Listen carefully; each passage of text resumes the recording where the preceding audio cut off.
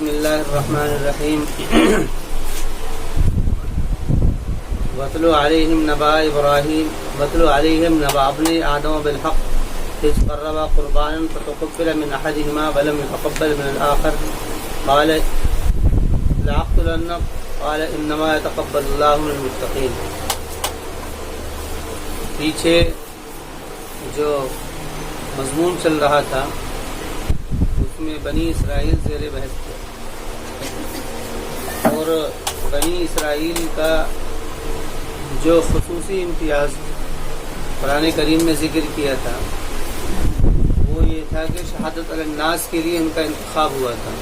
شہادت علی الناس کا مطلب یہ ہے کہ لوگوں پر توحید و رسالت کے لیے اور توحید و رسالت کے پیغام کو عام کرنے کے لیے ان کا انتخاب ہوا تھا، لیکن ان لوگوں کی کیا کارگزاریاں رہیں اور اس ذمہ داری سے وہ لوگ کیسے پیچھے ہٹے، ان کے اوپر قرآن کریم بات کر رہا ہے۔ اب یہاں پر ایک اور ان کے تعلق سے بات کی، اس سے پہلے جو بات کی تھی وہ ایک بنی اسرائیل کا بیت المقدس کی طرف واقعے کی طرف اشارہ تھا۔ بیت المقدس کے اندر انہوں نے گئے اور بیت المقدس کے جانے سے انہوں نے کیسے انکار کیا، یعنی کہ ان کی بات کا نہ ماننا اور ہٹ دھرمی۔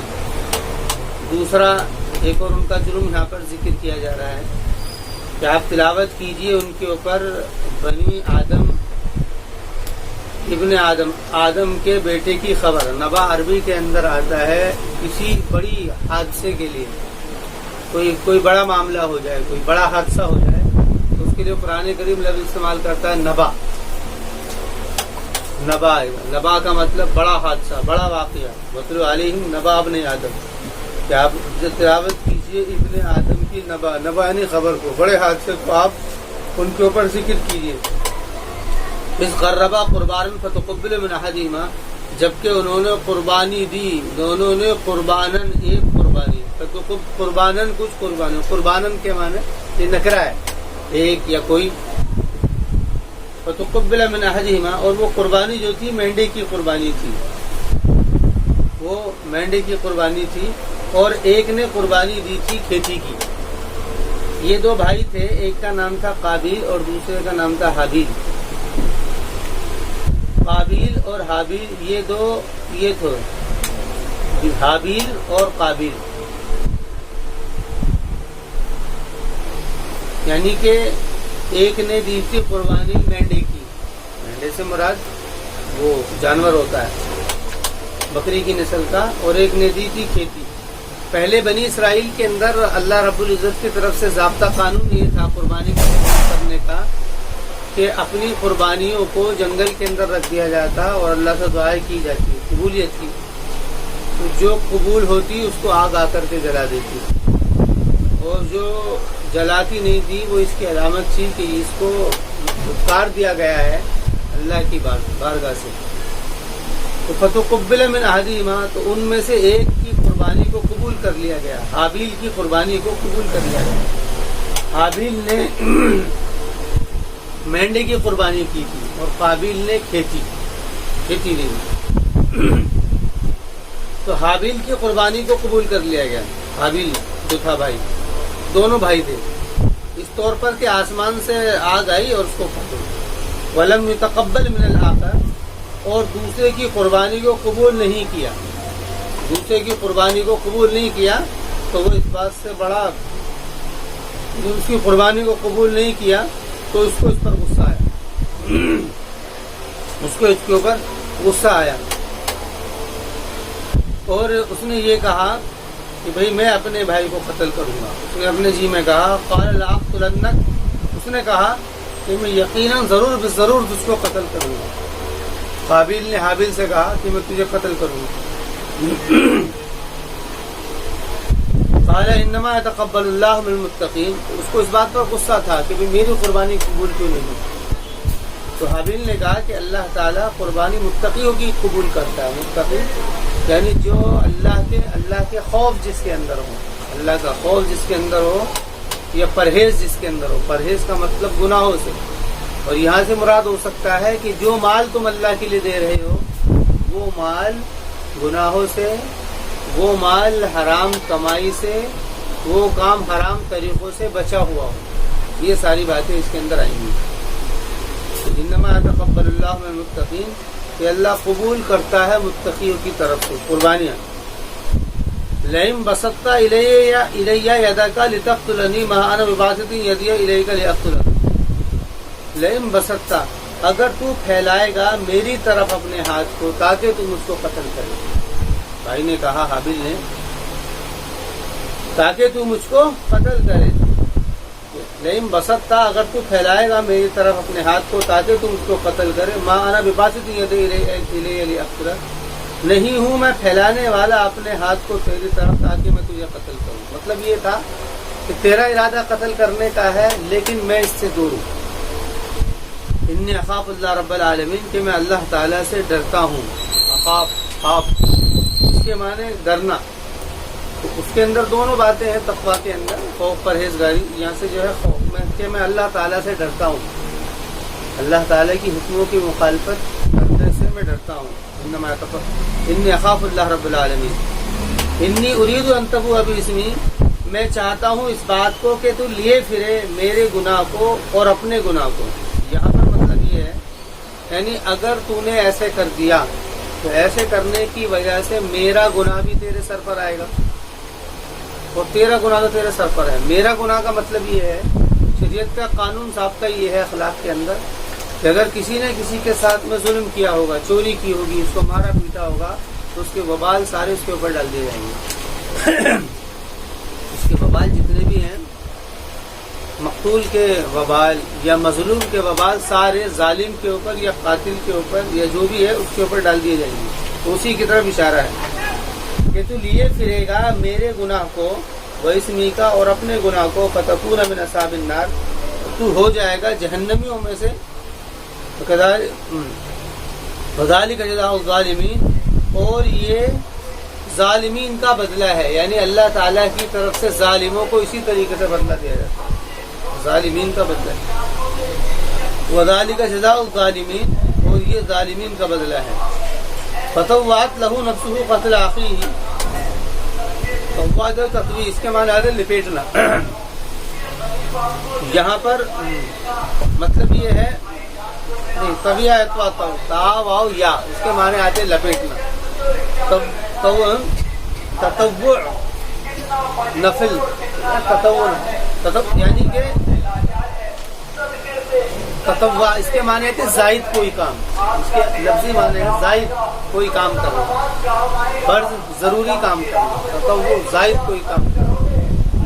نفل کے معنی بھی زائد کے ہیں. تطوع کے اندر فرق یہ ہوتا ہے کہ جس کام کو آدمی ثواب یا جس کام کو آدمی مقصد بنا کر کے کرے، جس کام کو آدمی مقصد بنا کر کے کرے تو اس کو تطوع کہتے ہیں. مقصد بنا کر کے جس کام کو کرتا ہے اس کو کہتے ہیں تطوع. فطوعت لہ نفسہ، تو یہاں پر اسی طرف اشارہ ہے. فطوعت لہ نفسہ، تو مقصد بنا کر یہ کیا اس نے.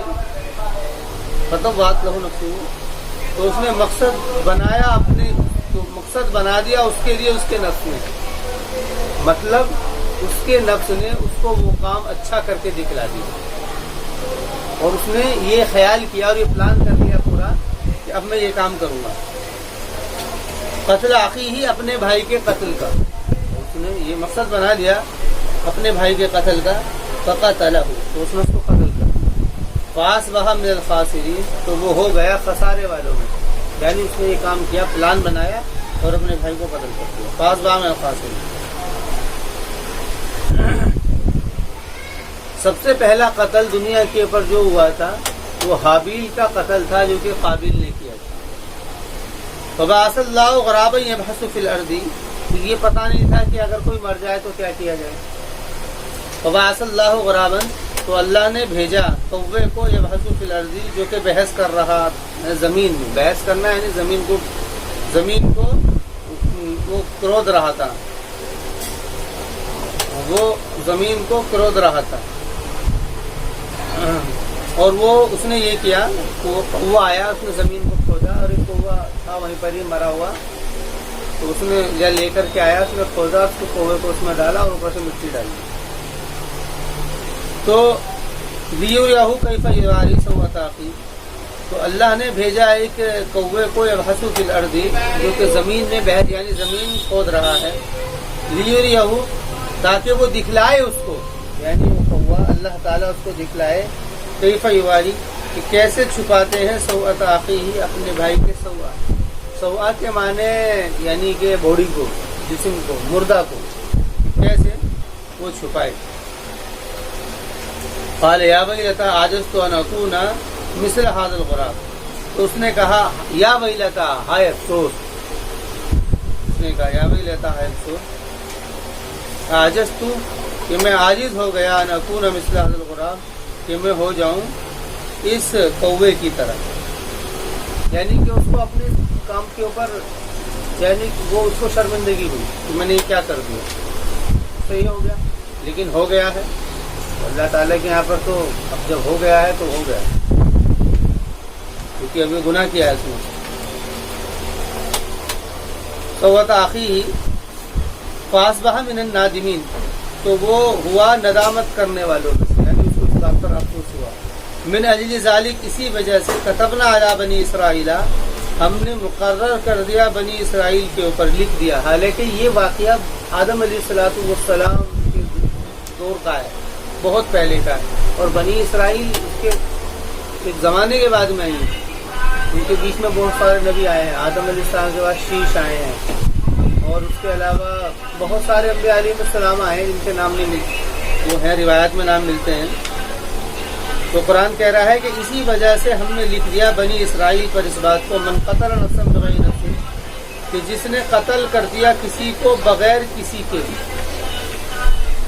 जिसने कत्ल कर दिया किसी को बगैर किसी के, बगैर किसी वजह से या बगैर किसी नफ्स के, फ़काअन्नमा वो बिग़ैरि नफ्सिन औ फ़सादन फ़िल अर्दी, या फिर ज़मीन में फ़साद के बगैर, फ़काअन्नमा क़तलन नास जमीआ, तो बस गोया कि उसने सारी इंसानियत का कत्ल कर दिया है। ये ज़ाब्ता बनी इसराइल के नाम से इसलिए, हालांकि ये ज़ाब्ता अल्लाह ताला का बनी इसराइल के लिए नहीं है, बल्कि ज़ाब्ता अल्लाह ताला का सबके लिए है, लेकिन बनी इसराइल को मुकर्रर इसलिए किया जा रहा है कि इन लोगों ने कत्ल बहुत किए, नबियों के कत्ल कर दिए, वलियों के कत्ल कर दिए, ऐसे कत्ल बहुत किए।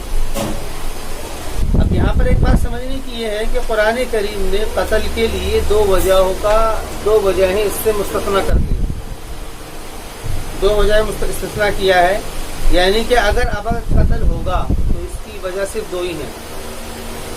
कत्ल की वजूहात में से दो वजूहात का इस्तिस्ना किया गया है। बहुत सारी वजह कत्ल की हो सकती है, आपसी दुश्मनी हो सकती है, आपसी असर हो सकता है, आपसी कोई भी मसला हो सकता है, लेकिन उन सारी वजहों में दो वजह का इस्तिस्ना किया है। और इस्तिस्ना करने के बाद में कानून मुकर्रर कर दिया है कि अब अगर तलवार उठाई जाएगी, या अब अगर किसी का कत्ल किया जाएगा, या अगर कोई ऐसा मामला होगा तो उसकी वजह सिर्फ दो होंगी। इन दो वजहों के अलावा कोई वजह इसको बर्दाश्त नहीं किया जाएगा। वो वजह क्या है? पहली वजह है क़िसास बग़ैर नफ्स, किसी ने किसी का कत्ल कर दिया तो जो क़िसास का हुक्म कुरान करीम ने दिया है, जो हुक्म क़िसास का कुरान करीम ने दिया है, एक वजह तो ये है क़िसासन किसी को कत्ल किया जा सकता है। क़िसासन का मतलब कि किसी ने किसी को कत्ल कर दिया, सज़ान, तो उसके वारिसीन को ये हक है कि वो कातिल को कत्ल कर रहे हैं। लेकिन ये सारा का सारा मामला कब होगा? ये ऐसे नहीं होगा, ये उसी को होगा और ये हुकूमत की निगरानी में सारे काम होंगे। पहली बात तो ये है। दूसरी वजह जिक्र की है फसाद फिल अर्ज़, जमीन में फसाद हो जाए, जमीन में फसाद हो जाए। फसाद का मतलब ये है, फसाद कहते हैं कोई भी ऐसा क्राइम या ऐसा कोई गुनाह कि जिससे माहौल और मुआशरा मुतासिर हो जाए, जिससे माहौल और मुआशरा मुतासिर हो जाए। मतलब डाकू, जमीन में फसाद। डाकू का मतलब ये है कि रास्ते में डाकू है, कोई निकलता है तो उसको लूट लेते हैं, तो रास्ता पुरखतर हो गया। या गैंग रेप, या इसके अलावा गैंग बना करके कोई चोरी करना, सीरियल किलर बोलते हैं जिसको, यानी कि ऐसा उसने एक तो ये है कि एक आदमी उठा उसने चोरी कर ली, مزہ الگ ہے. ایسا چوری کر رہا ہے کہ وہ بالکل ایک دم سے وہ سیریل کلر، یعنی اس طریقے سے وہ قتل کر رہا ہے کہ بھئی اس سے جو ہے نا لوگوں میں دہشت بیٹھ رہی ہے، لوگوں میں دہشت بیٹھ گئی کہ پتہ نہیں کب کیا ہو جائے، کیسے ہو جائے. وہ کوئی بھی ایسا کام جس سے لوگوں کے ذہنوں میں دہشت بیٹھ جائے، اپنے حقوق کو لے کر کے، اپنے حقوق کو لے کر کے جو دہشت بیٹھ جاتی ہے اس کو فساد کہتے ہیں. لوگوں کے ذہن میں حقوق میں بہت سارے حقوق ہیں.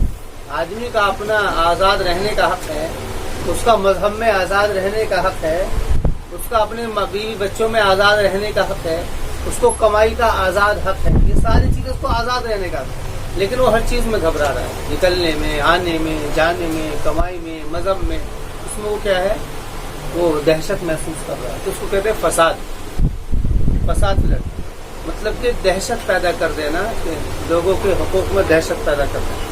یعنی اگر ایسا کوئی معاملہ ہو رہا ہے تو اس میں پھر یہ کام کیا جائے گا. لیکن یہ سارے کے سارے کام، یہ دونوں کام حکومت کی نگرانی میں کیے جائیں گے. کوئی مطلب قانون، اس یہ جو ہے یہ نظم اجتماعی کا مسئلہ ہے. یہ انفرادی طور سے کوئی آدمی اس کے لیے کھڑا ہو جائے میں اس کو ماروں گا تو ایسا نہیں ہوگا. انفرادی اعتبار سے کام نہیں ہوگا، بلکہ نظم اجتماعی. یہ گویا کہ سزا ہے، یہ گویا کہ ایک سزا ہے کہ جو کہ مظلوم کو حق دلانے کے لیے شریعت نے مقرر کی.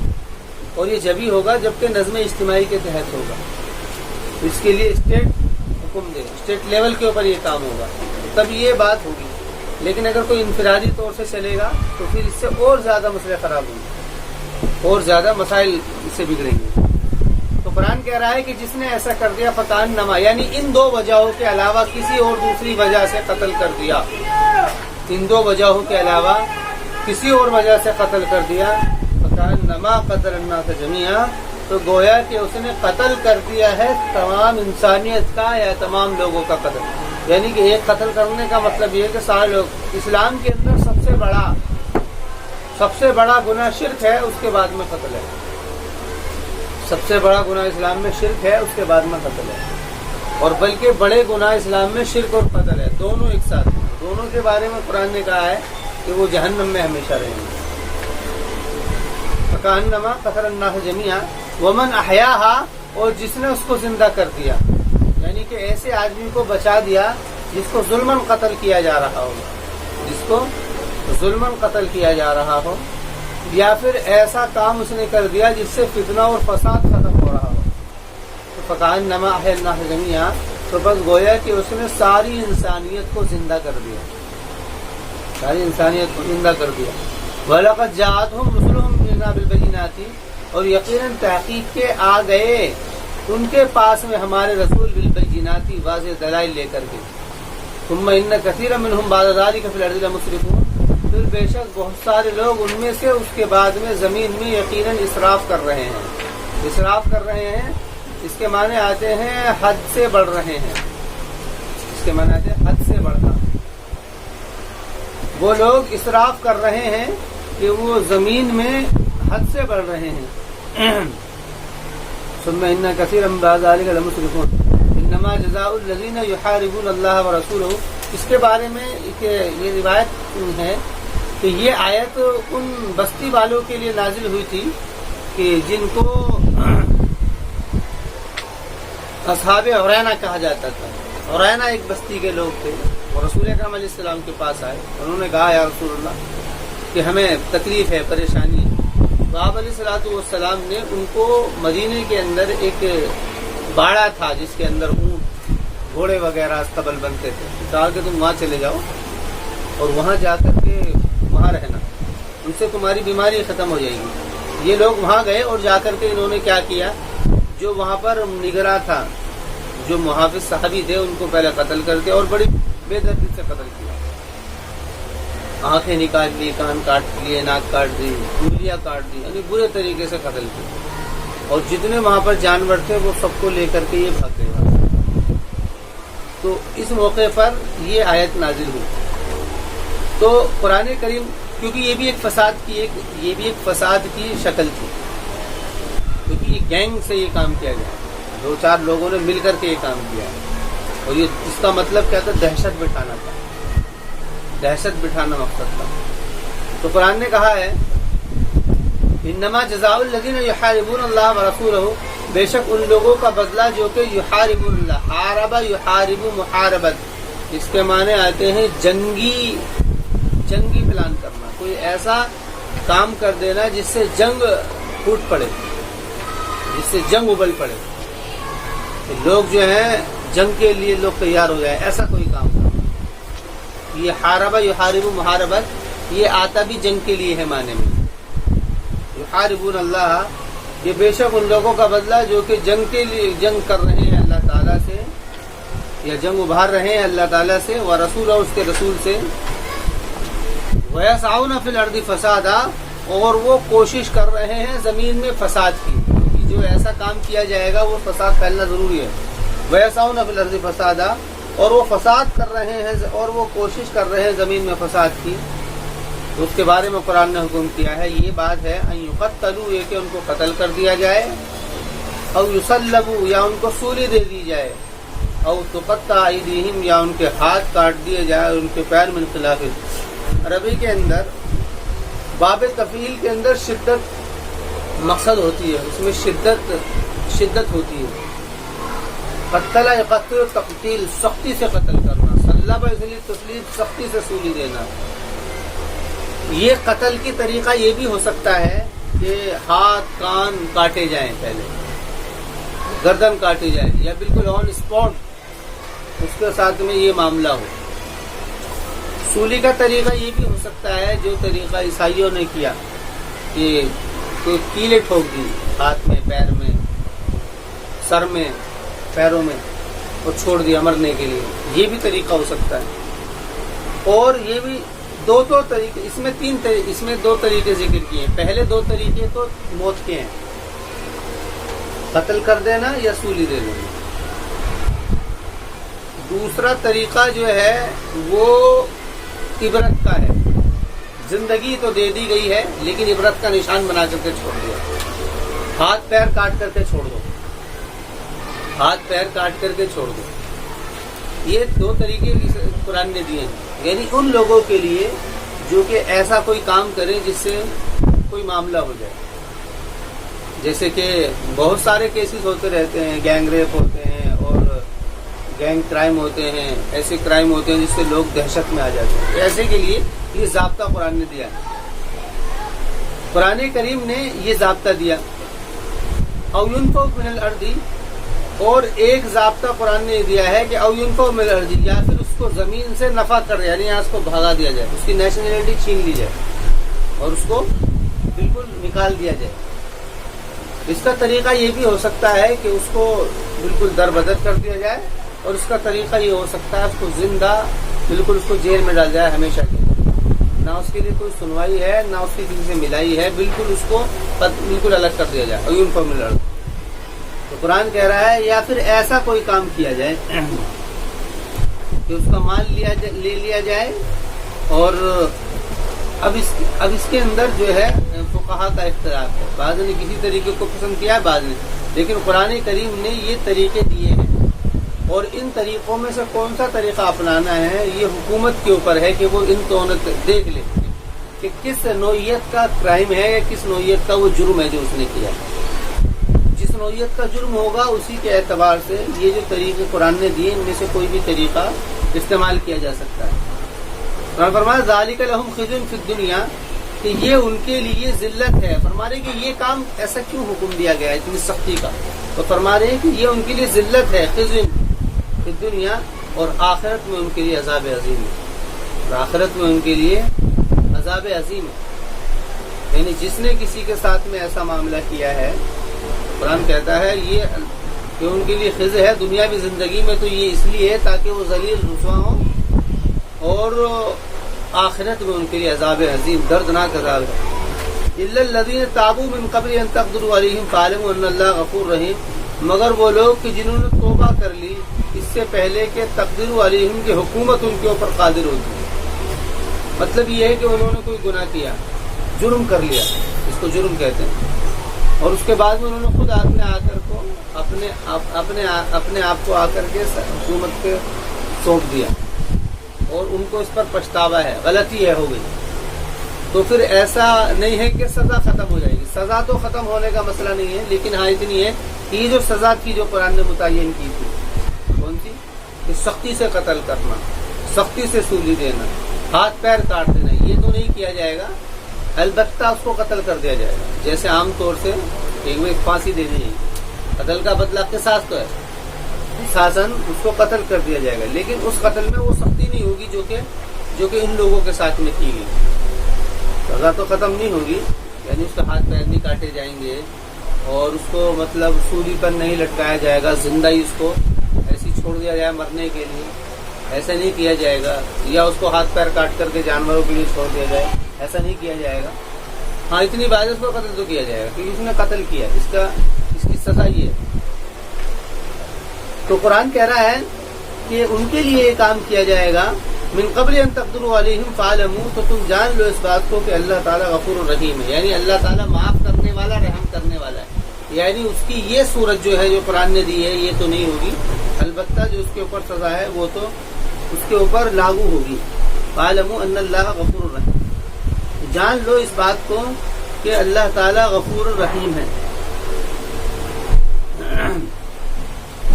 یا ایھا الذین آمنوا اتقوا اللہ وابتغوا الیہ الوسیلۃ وجاہدوا فی سبیلہ لعلکم تفلحون.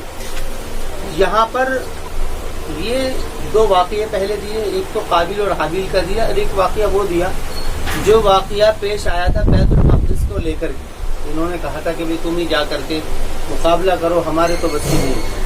ان دو کے بعد میں قرآن کریم نے اب یہاں پر یہ بات دی ہے اتقوا اللہ وابتغوا الیہ الوسیلۃ، کہ ایمان والو ڈرو تم اللہ تعالیٰ سے اور تلاش کرو اس کے طرف وسیلہ، راستہ. اس سے بعض لوگوں میں یہ غلط فہمی ہو گئی ہے کہ وسیلہ سے مراد لوگوں نے تقرب کا ذریعہ اپنے اعتبار سے طے کیا ہے. وسیلہ کہتے ہیں اللہ تعالیٰ کی طرف رسائی کا ذریعہ، اللہ تعالیٰ کی طرف رسائی کا ذریعہ یا اللہ تعالیٰ سے قریب ہونے کا طریقہ، اس کو کہتے ہیں وسیلہ. اسلام نے اللہ تعالیٰ کی طرف سے تقرب کا جو ذریعہ ہے، وسیلہ ہے، اس کو بھی طے کیا ہے. اس کو کہتے ہیں مراسم عبودیت. مراسم عبودیت یا پھر اس کو کہتے ہیں وسیلہ. مراسم عبودیت تو وہ سارے اعمال ہیں جس کے اندر عبدیت کا اظہار ہے، نماز ہے، روزہ ہے، حج ہے، زکوٰۃ ہے. یہ تینوں کے تینوں یہ نوعیتیں ہیں عبادت کی، ان کے اندر نوعیتیں الگ الگ ہیں لیکن ہے یہ ساری عبادت. نماز کی نوعیت وہ عبادت پرستش کی ہے، روزے کی نوعیت وہ اطاعت کی ہے، اور حج کی نوعیت وہ نذرانے کی ہے، لیکن ہے ساری کی ساری عبادت کی قبیل سے.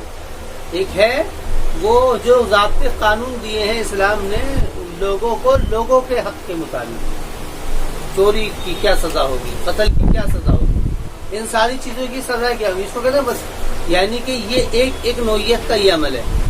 تو فرما رہے ہیں کہ اللہ تعالیٰ کا تقرب پانے کے لیے یہ ان کے اس خیال کے اوپر رد ہے جو وہ کہا کرتے تھے کہ نحن ابناء اللہ، کہ ہم اللہ تعالیٰ کے بیٹے ہیں، وہ احباء اور ہم اس کے محبوب ہیں. نحن ابناء اللہ و احباء، کہ یہ مضمون ابھی پیچھے گزرا ہے.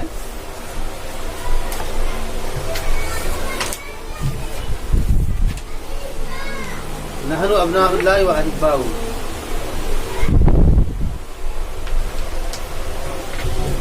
یہ اسی کے اندر پیچھے گزرا ہے. تو جس میں یہ بات کہی تھی ان لوگوں نے کہ ہم تو اللہ تعالیٰ کے بیٹے ہیں، قریبی ہیں، وہ احباء اور اس کے محبوب ہیں، کہ ہم اس کے بیٹے ہیں، ہم اس کے محبوب ہیں. یہ ان کا خیال تھا، نحن ابناء اللہ و احباء.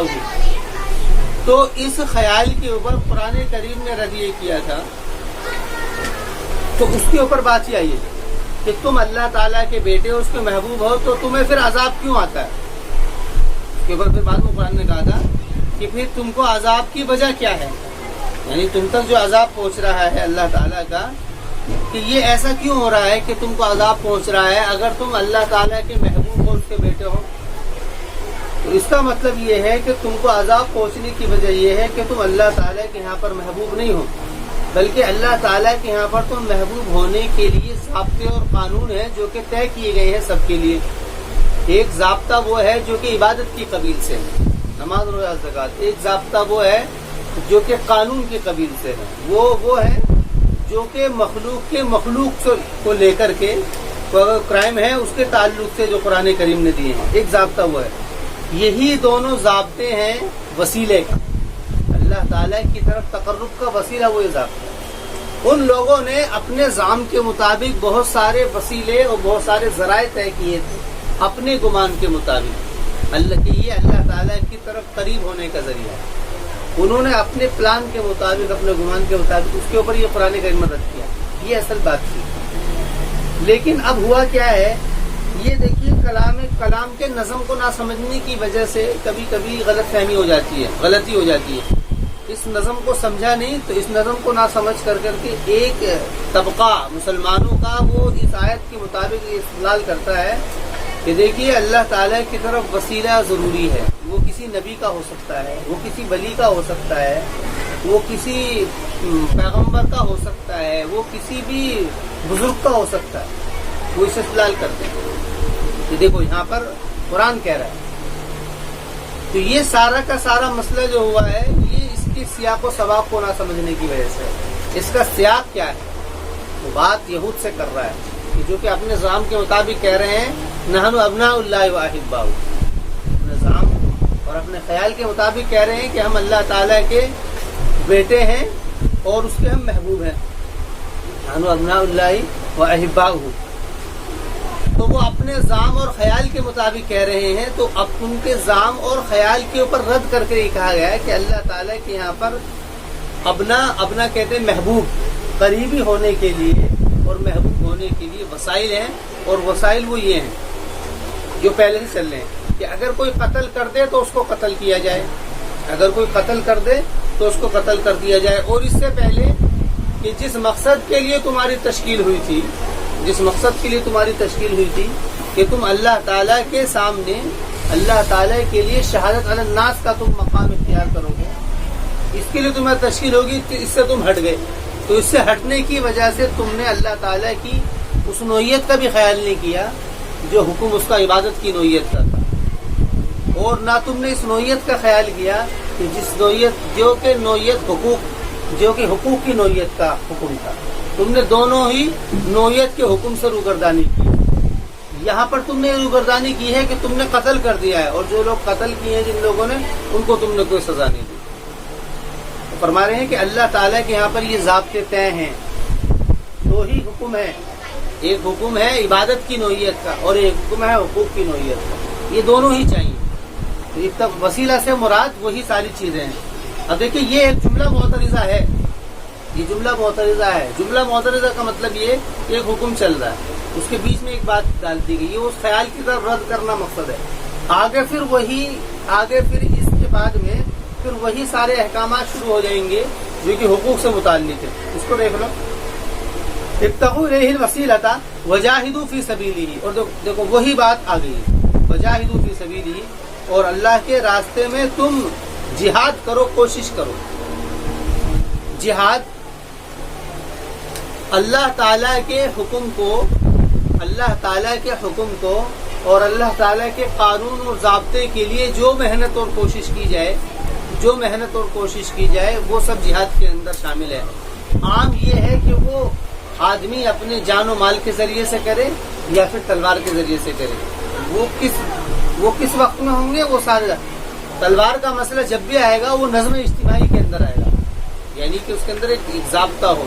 اسٹیٹ لیول کے اوپر یہ کام ہونا چاہیے. تو اسی طرح اشارہ، یعنی تم لوگوں نے یہ کام نہیں، تمہیں تو اس لیے کہا گیا تھا کہ تم لوگوں سے یہ ساری چیزیں ختم کرو، اور تم نے یہ کام شروع کر دی. اللہ کے راستے سے تم نے یہ کہہ دیا کہ ہم کیسے کریں گے، ہم تو کمزور ہیں. وہ ظالم لوگ تھے، ان کو تم نے نہیں روکا. اور ان لوگوں کے اور یہاں پر تم نے ایسا کیا کہ خود چوری کرنی شروع کر دی، خود ہی قتل کرنے شروع کر دی. ان الذین کفروا لو ان لهم ما فی الارض جميعا ومثله معه. اب یہ فرما رہے کہ تمہارا یہ خیال تو بہت دور کی بات ہے. یہ اسی خیال کے اوپر رد ہے کہ تمہارا یہ خیال جو انہوں نے پیش کیا تھا، یہ تو خیال بہت جگہ قرآن کریم نے ذکر کیا جو وہ کہتے تھے وقالوا لن تمسنا النار الا ایاما معدودا، سورہ بقرہ کے اندر بھی وہ کہتے تھے کہ ہمیں آگ کچھ دن چھوئے گی، اور کرتے کچھ نہیں تھے. دوسری طرف اشارہ ہے کہ یہ تو تمہارا خیال الگ بات ہے، اگر تم اپنے بچاؤ کے لیے کچھ فدیہ بھی دو گے، یہ تو تمہارا خیال ہے. بھئی قانون ضابطہ تو یہ ہے کہ اگر مجرم ہے تو وہ اپنے جرم سے بچنے کے لیے، سزا سے بچنے کے لیے کچھ دیتا ہے. فرمانے ان الذین کفروا، کہ بے شک وہ لوگ جنہوں نے کفر کیا، لو ان لہم ما فی الارض، کہ اگر ان کے لیے وہ ہو جائے جو کچھ زمین میں ہے سارا کا سارا، ومثلہ، اور اسی کے مثل، لیفتدوا بہ، تاکہ وہ فدیہ دیں اس کو، من عذاب یوم القیامہ، قیامت کے دن کے عذاب سے، یعنی اس سے بچنے کے لیے. ما تقبل منہم، کو کبھی قبول نہیں کیا جائے گا ان سے، نہیں قبول کیا جائے گا ان سے. ولہم عذاب علیم، اور ان کے لیے دردناک عذاب ہے. ولہم عذاب علیم. یریدون ان یخرجوا من النار، وہ چاہتے ہیں اس بات کو کہ وہ نکل جائیں آگ سے. وما هم بخارجین منہا، اور نہیں ہیں وہ اس سے نکلنے والے. ولہم عذاب مقیم، اور انہی کے لیے ہمیشہ کا مقیم، قائم رہنے والا. یہ اس خیال کے ساتھ آ گیا. پھر کلام اپنی اسی ترتیب پر آ گیا جو چل رہی تھی بات. والسارق والسارقۃ فاقطعوا ایدیہما، اور چور، یہاں پر تو پہلے جو حکم تھا وہ تھا فساد کو ختم کرنے کے لیے. اب فرما رہے ہیں کہ فساد نہیں ہوا ہے، چوری کر لی ہے. حالانکہ یہ بھی ایک کسی کا حق ضائع ہوا ہے، لیکن چوری کر لی. والسارق والسارقۃ، عربی کے اندر ضابطہ یہ ہے کہ اسم فاعل جو ہوتا ہے، اسم فاعل کے اندر جو بھی معنی لفظ آتا ہے، اس معنی کے اندر اہتمام مقصد ہوتا ہے. اہتمام کا مطلب چورنی کا یہاں پہ ترجمہ یہ ہوگا، یعنی جس کی چوری ثابت ہو گئی ہو. اہتمام کے ساتھ میں ذکر کیا، سرقہ، اس نے چوری کی. اگر وہ فعل کے معنی میں آئے گا تو اس کے معنی آتا ہے چوری کرنا.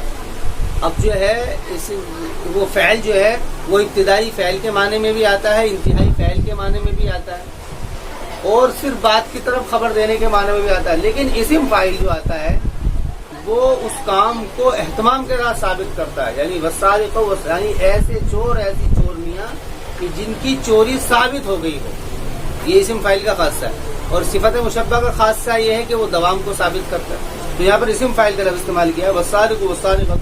یہ نحو کے اندر سارے ضابطے ہیں، ابن صیغہ میں بھی اس کو تفصیل سے بیان کیا اس کے اوپر. والسارق والسارقۃ، اور چور اور چورنیاں، فاقطعوا ایدیہما، قرآن کریم نے اس کے لیے وہ پھر یہ دیا ہے قانون کہ ان کے دونوں ہاتھ کاٹ دیے جائیں، چور اور چورنیاں. والسارق والسارقۃ، یعنی مطلب ایسا بھی ہو سکتا تھا کہ یہ قانون صرف مردوں کے لیے، یعنی عورتوں کے لیے بھی یہ حقوق کا مسئلہ ہے. یہاں پر سب کے ساتھ میں یہ معاملے ہیں. فاقطعوا ایدیہما، کہ ان کے ہاتھ کاٹ دیے جائیں. یہ ہاتھ کاٹنے کا مطلب یہ ہے کہ ہاتھ کون سا کاٹا جائے گا؟ دایاں ہاتھ کاٹا جائے گا، ایک ہاتھ کاٹا جائے گا، ایک ہاتھ دایاں ہاتھ کاٹا جائے گا، اور اس کو گٹے سے کاٹا جائے گا. یہاں سے دایاں ہاتھ کاٹا جائے گا، کیونکہ واردات جو ہوئی ہے وہ اسی سے ہوئی ہے، وہ واردات ہوئی ہے وہ اسی سے ہوئی ہے. فرما رہے ہیں کہ اس میں یہ سنت جاری ہو گئی ہے کہ اگر آدمی کاٹے تو ایک ہاتھ کاٹا جائے گا، پھر دوبارہ چوری کرے گا تو پھر ایک پیر کاٹا جائے گا، پھر دوبارہ کرے تو دوسرا ہاتھ کاٹ دیا جائے گا، پھر دوبارہ کرے پھر چوتھا پیر کاٹ دیا جائے گا. یہ جزاء بما کسب نکال من اللہ، کہ یہ بدلہ ہے بما، اس چیز کا جو کہ اس نے کمایا، نکال من اللہ، کہ یہ اللہ تعالی کی طرف سے عقوبت ہے. اسلامی سزاؤں کے اوپر، اسلامی سزا کے اوپر جو اعتراضات ہیں، وہ جتنے اعتراضات ہیں وہ مجرم کے ساتھ میں ہمدردی کے نتیجے میں پیدا ہوئے ہیں. جرم مجرم کے ساتھ میں ہمدردی کے نتیجے میں پیدا ہوئے ہیں. اور یہ ترقی کی ہے پھر سائنس نے، اور اس کے جتنے بھی بنیادیں ہیں وہ مجرم سے محبت ہے یا اس کی ہمدردی ہے. اس کی ہمدردی کی وجہ سے یہ سزائیں جو ہیں ختم کی گئی ہیں. اور جو سزائیں معاشرے نے یا لوگوں نے ترقی کر کے جو سزائیں مقرر کی ہیں وہ سامنے ہے کہ چوری کی یہ سزا ہے، جیل ہے. حالانکہ اگر دیکھا جائے قرآن کریم جب کوئی حکم دیتا ہے وہ کسی کے جذبات کو سامنے رکھ کر کے حکم نہیں دیتا ہے، وہ قانون انسانیت کو سامنے رکھ کر کے بناتا ہے، انسانیت کو سامنے رکھ کر کے بناتا ہے. اب ہم دیکھ لیں گے کہ چوریاں بھی نہیں رک رہی ہیں، زنا بھی نہیں رک رہے ہیں، کچھ نہیں رک رہا ہے. سارے کام اپنی ترتیب پہ ایسے ہی چلتے ہوئے آ رہے ہیں، سارے کام اپنی ترتیب پر ایسے ہی چلتے ہوئے آ رہے ہیں۔ اس کی وجہ یہ ہے، اس کی وجہ مجرم کے ساتھ ہمدردی ہے، اس کی وجہ مجرم کے ساتھ ہمدردی ہے۔ رسول اکرم علیہ الصلوۃ والسلام جب کسی سزا کا حکم دیتے تھے تو روتے تھے، بھئی یہ تو رحم آئے گا، لیکن سزا کے اندر کوئی تبدیلی نہیں ہوتی تھی۔ حتیٰ کہ وہ واقعہ روایت کے اندر بڑا مشہور ہے اور بڑا دلچسپ واقعہ ہے، اس کا مختصر یہ ہے کہ ایک عورت کے لیے اعلان ہو گیا زنا کی سزا کا۔ اب وہ آئی، کہا کہ جی مجھ سے زنا ہو گیا تو سزا۔ اب جب سزا کا مسئلہ آیا تو اس نے کہا کہ جی میں تو اس کا دیکھا بچہ تھا، آپ نے دیکھا اس کو، دیکھا بھی اس کو، دیکھو تو جو تجربے کار عورتیں تھیں انہوں نے بتایا کہ جی اس کے پیٹ میں تو حمل ہے، کہ ابھی رک جاؤ۔ اس نے حمل جنا، پھر وہ لے کر کے آئی، دودھ پیتے ہوئے بچوں کو لے کر کے، ہم نے کہا کہ نہیں ابھی اس کو دودھ پلاؤ۔ پھر اس کے بعد میں وہ کچھ وقت کے بعد میں آئی، اس کے ہاتھ میں اس کا روٹی کا ٹکڑا دے کر کے لے کر کے آئی، اور اس نے آ کر کے رسول اکرم علیہ السلام کے سامنے کہا کہ یا رسول اللہ۔ تو حالانکہ یہ بات بڑا ایک یہ ایموشنل ایک ہی وقت تھا، سارے صحابہ اس کو لے کر کے بڑے ایموشنل ہو گئے تھے، آپ دیدہ ہو گئے تھے، لیکن ضابطہ قانون یہی تھا۔ پھر اس کو سزا دی گئی اور اس کے بچے کو کسی دوسری کی محافظت میں دیا گیا۔ پھر آپ نے پھر اس کے بعد فرمایا کہ جنتی ہے۔ کیوں؟ جتنے بھی قانون ہیں، ضابطے ہیں، اس کے اندر دو چیزیں ہیں، سزا دینے سے گناہ ختم نہیں ہوگا، بلکہ اللہ تعالیٰ سے یہاں پر اس میں دو کے حق مجروح ہوئے ہیں، ایک حق اللہ کا مجروح ہوا ہے، ایک بندوں کا حق مجروح ہوا ہے۔ بندوں کے حق کے لیے سزا ہے، اللہ کے حق کے لیے توبہ ہے۔ اللہ کا حق اگر معاف کروانا ہے تو توبہ، تو یہ دونوں ہی کام کرنے پڑیں گے۔ تو جتنے بھی قراردادوں کے اندر جتنے بھی قانون ضابطے بنے ہیں وہ سارے ہمدردی کی وجہ سے بنے ہیں، اور اس کے نتائج ہمارے سامنے ہیں۔ تو قرآن کریم نے کہا ہے کہ یہ صرف سزا نہیں ہے، نکال من اللہ کی یہ عبرت ہے۔ یہ کیا ہے؟ عبرت ہے۔ اس میں ایسا ہوگا کہ کچھ لوگوں کے ہاتھ کٹیں گے، یا کچھ لوگوں کے اوپر کوڑے برسیں گے، یا کچھ لوگوں کا قتل کیا جائے گا، لیکن اس کی وجہ سے ایک آدمی کے قتل کی وجہ سے 99 آدمی بچ جائیں گے۔ جب وہ دیکھیں گے اتنا سخت قانون، اتنا سخت ضابطہ، تو کس کو جان پیاری نہیں ہے؟ کس کو جان پیاری نہیں ہے؟ اس لیے آپ عربوں میں دیکھنا کہ عربوں میں کیا ہوتا ہے، دکان چھوڑ کر کیسے چلتے تھے، نماز ہوئی دکان کو ایسے چھوڑ کر کے چلتے، وہاں کوئی تصور ہی نہیں ہے، وہاں ہی تصور، کیونکہ وہاں ضابطے اسلام کے اتنے سخت ہیں کہ آدمی گھبراتا ہے۔ وہاں کوئی مسئلہ نہیں ہوتا، وہاں جو بھی کرائم ہوتے ہیں یا تو اس طریقے سے کیا جاتا ہے، پہلی بات تو ہوتے ہی نہیں ہے، بہت کمی کے ساتھ کبھی ہو گئے نہیں، کیونکہ دہشت ہے، لوگوں کو پتا ہے کہ یہ معاملہ ہونا ہے، ہاتھ کٹنے ہیں، یا معاملہ ہمارے ساتھ میں یہ ہوگا، دکھاتے یوٹیوب پہ وغیرہ پہ دکھاتے ہیں، وہ ایک آدمی کو بٹھایا اور اس کی گردن اڑا دی، اس کے پیچھے وجہ کیا ہے؟ اس کے پیچھے وہی ہے، اس کے کرائم ہے، وہ چیز وہ ہوتی نہیں ہے سامنے، بس وہ ہوتی ہے لوگ دیکھ کر کے ایموشنل ہو جاتے ہیں، کیونکہ بڑا سختی کا معاملہ ہے، لیکن اس کے پیچھے وجہ یہ ہے۔ تو قرآن کریم نے اس کو واضح کیا، بما کسبا نکالا من اللہ، کہ یہ اللہ تعالیٰ کی طرف سے جزان، ایک تو بدلہ ہے اس کا، اور نکالا من اللہ، اور اللہ تعالیٰ کی طرف سے اس کے اوپر کیا ہے؟ یہ سختی ہے، نکال ہے، عقاب ہے، کتاب ہے، اور کیا ہے؟ عبرت ہے، نکال من اللہ، واللہ عزیز حکیم، اور اللہ تعالیٰ زبردست ہے، حکمت والا ہے، اللہ عزیز حکیم، اور اللہ تعالیٰ زبردست حکمت والا ہے۔ فمن تاب من بعد ظلمہ واصلح، پر جس شخص نے توبہ کر لی اس کے ظلم کے بعد میں، فمن تاب من بعد ظلمہ، پر جس شخص نے توبہ کر لی من بعد ظلمہ، اس کے ظلم کے بعد میں، فمن تاب من بعد ظلمہ، پر جس شخص نے توبہ کر لی من بعد ظلمہ، اپنے ظلم کے بعد میں، واصلح، اس نے صلح کر لی، فإن اللہ یتوب علیہ، تو اللہ تعالیٰ توبہ کرنے کا قبول کر لے گا اس کی۔ مطلب یہ ہے کہ کسی سے کوئی گناہ ہو گیا، مطلب چوری ہو، ہاتھ کٹ گئے، تو اس نے توبہ بھی کرنی ہے اور صلح کرنی۔ صلح کا لفظ قرآن کریم میں توبہ کے بعد میں ضرور آتا ہے، انسانوں سے معافی مانگی ہے تو توبہ کا لفظ ہے، فمن عفا واصلح، اس نے معاف کر دیا اور صلح کر لی، یا فمن تاب واصلح، یہ لفظ جو آتے ہیں اس میں ایک چیز کی طرف اشارہ مقصد یہ ہوتا ہے کہ خالی اللہ تعالی سے توبہ کر لی لیکن اپنے معاملے کو درست نہیں کیا تو توبہ کا کیا فائدہ ہوا؟ یا کسی سے معافی مانگ لی، کسی انسان سے اس سے کسی کے حق میں کوئی کوتاہی ہو گئی تھی، اس سے معافی مانگ لی اور معافی مانگ تو لی لیکن اس سے صلح نہیں کری۔ صلح کا مطلب یہ ہے کہ اس کو یہ پروف نہیں دیا اپنے ہاؤ بھاؤ سے، آنے جانے سے، کہ جس سے اس کو ایسا لگنے لگے کہ اس نے مجھے معاف کر دیا یا اس نے مجھ سے معافی مانگی ہے۔ یہ دو ایسا ہو سکتا ہے نا کہ بس کہہ کر کے اپنا ایک طرف ہو، اب آ رہا ہے جا رہا ہے، اس کے پاس آ جا نہیں رہا،